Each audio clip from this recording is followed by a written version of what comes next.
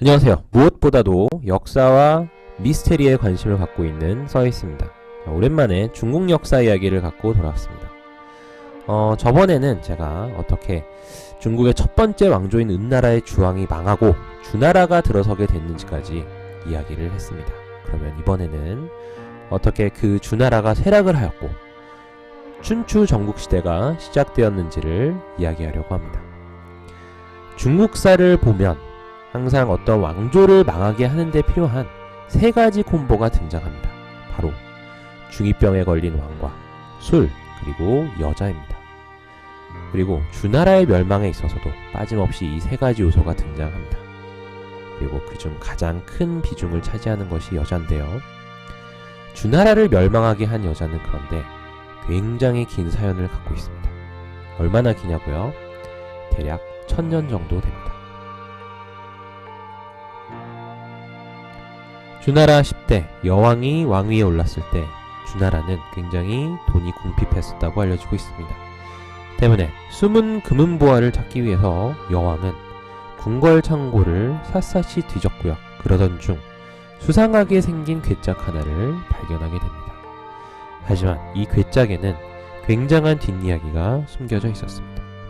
대략 800년 전, 그러니까 주나라 전나라였던 은나라도 아닌 그 전나라 하나라 말기에 궁에 용이 한 마리 나타난 적이 있었다고 합니다. 그 용은 궁뜰에서 침을 질질 흘리면서 가만히 있더니 호련듯이 사라져 버렸고요. 당시 그것을 굉장히 신기하게 여겼던 왕이 그 침을 상자에 담아 보관케 한 것이었습니다. 그러다가 800년이 지난 주나라 여왕에 의해서 드디어 상자가 열린 것이었습니다.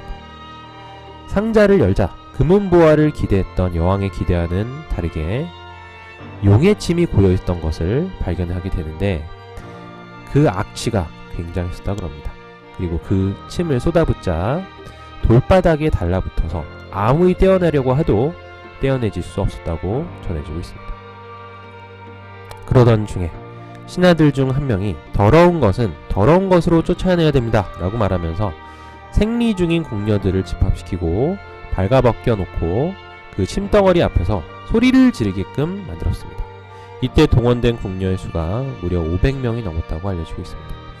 그런데 이 말도 안 되는 아이디어가 효과가 있었다 그래요.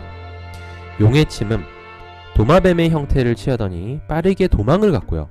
그리고 다급했는지 마치 옆을 지나가던 어린 궁녀의 치마 밑으로 기어서 궁녀 몸속으로 들어갔습니다. 하지만 이 어린 궁녀의 몸에는 그 뒤에 어떤 뚜렷한 증세나 변화가 없어서 궁녀는 그냥 그렇게 살아가게 됩니다. 한편 창고까지 뒤지면서 부족한 돈을 마련하려고 했었던 여왕은 이공이라는 신하를 자리에 앉혀서 본격적으로 세금을 올리기 시작했습니다. 그런데 이공은 세금을 모으는 데는 소질이 있었지만은 민심은 잘 살피지 않은 것 같습니다. 터무니없는 곳에 세금을 매겼고요. 불만을 말하는 사람들은 모조리 죽여버리는 공포정치를 펼쳤습니다. 결국 반란이 일어났겠죠. 많은 사람들이 궁궐에 쳐들어왔고요. 궁궐에 있는 모든 것을 박살내버리고 맙니다.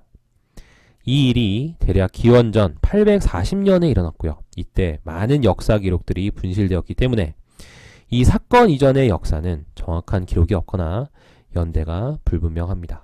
하지만 840년, 기원전 840년 이후에 있었던 일들은 비교적 소상히 기록되어져 있기 때문에 오늘날까지도 전해지고 있습니다. 자, 그리고 주나라의 충신이었던 소공이 폭동 때 여왕의 태자를 숨기고 있었는데 성난 군중들이 태자를 내놓을 것을 요구하자 자기 아들을 태자 옷을 입혀서 내보내서 대신 맞아 죽게 만들었다고 합니다. 그러니까 소공은 자신의 아들의 목숨과 태자의 목숨을 맞바꾼 셈이었습니다. 여왕은 이 폭동을 피해서 14년 동안 변방 땅에 숨어 지내다가 수도에 돌아오지 못하고 결국 그곳에서 죽고 맙니다. 자, 그리고 여왕이 죽은 소식이 들려오자 소공은 그때서야 자신이 태자를 숨겨놓고 있었다라고 밝히면서 그를 왕위에 앉히게 됩니다.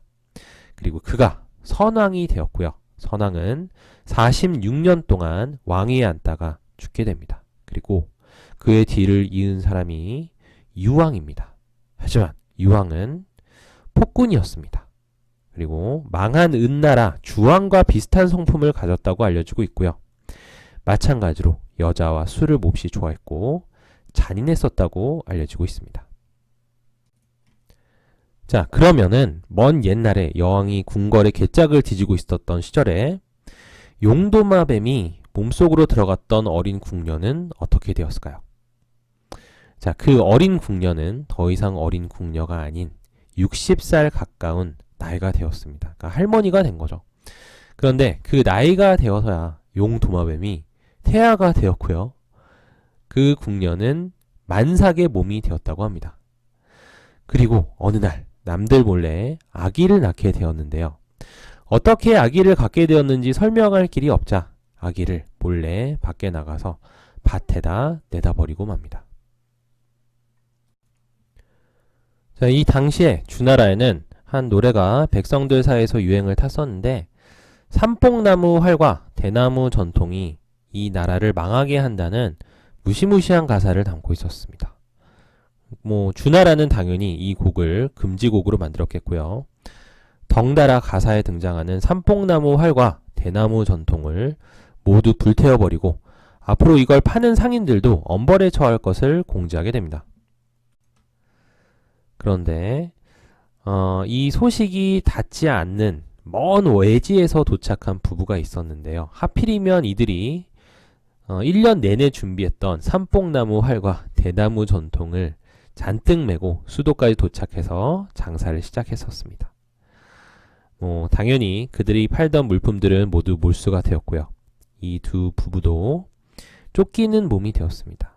그런데 이 부부가 도망가던 길에 밭에 버려진 여자아기를 발견해서 부부의 고향 포 땅에서 기르게 되었는데요.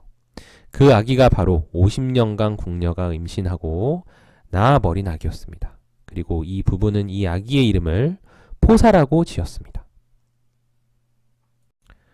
자, 시간이 좀 더 흘러서 유왕의 폭정이 한창이던 기원전 781년 대지진이 발생했었습니다.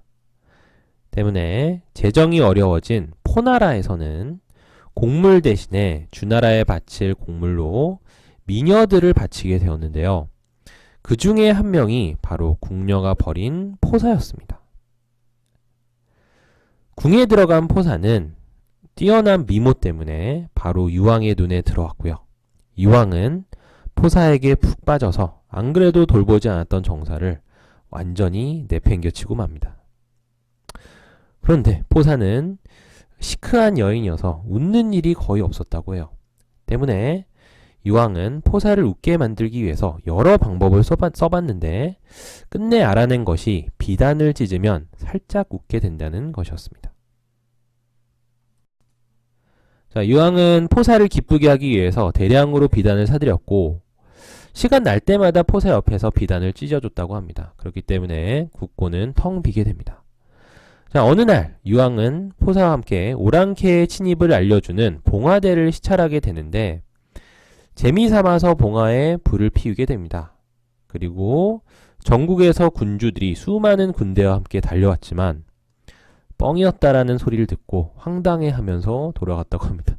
하지만 포사가 이 모습을 우습게 여겨서 웃는 모습을 보이니까 똑같은 짓을 몇 차례 더 했다고 해요. 자, 그리고 시간이 흘러서요. 포사는 유왕의 아들을 낳았고요. 유왕의 정처였던 왕후 신비는 폐비가 되었습니다. 이 사실에 격분한 폐비 신비의 아버지 신우가 앙심을 품게 되었고요. 오랑캐 견융을 설득해서 쳐들어오게 합니다. 견융이 침략을 했을 때 봉화가 올라 피었음에도 불구하고 벌써 여러 번 속았던 제후들은 이것을 믿지 않았고요. 군대도 보내지 않았습니다. 때문에 견융은 주나라 수도로 무혈 입성할 수 있었고요. 닥치는 대로 부수고 죽였다고 합니다. 자, 유왕은 탈출을 했지만 운 나쁘게도 견융에게 딱 걸리게 되었고요. 태자와 함께 죽임을 당했다고 알려지고 있습니다. 포사도 이때 잡히게 되는데 기록이 여기서 끊기게 되기 때문에 정확히 포사가 그 뒤로 어떤 삶을 살게 되었는지 언제 죽었는지는 알려지지 않고 있습니다. 하지만 아마도 견융의 왕에게 시집을 가서 견융의 땅에 끌려간 게 아닌가라는 설이 가장 신빙성이 있어 보입니다. 자, 견융의 횡포가 너무 심해지자 애초부터 견융을 끌어들인 신후는 크게 후회를 했고요. 여러 제후들을 불러서 견융을 몰아내는 데 성공합니다. 하지만 한번 맞들인 견융은 이후에도 계속해서 주나라 수도로 침략을 오게 되고요. 그렇기 때문에 주나라의 왕권과 국력은 계속해서 약화되었습니다. 하지만 왕권이 약해지니까 상대적으로 제후들의 힘이 강해졌습니다. 그래서 독자적인 군사력과 세력을 기를 수 있었습니다. 자, 주나라는 기원전 771년에 오랑캐의 침략을 견디지 못하고 결국에 도읍을 낙양으로 옮기게 되었고요. 후에 왕권이 더욱 약화되었습니다. 그리고 이때부터 본격적으로 중국에서는 춘추 전국시대가 시작되었습니다.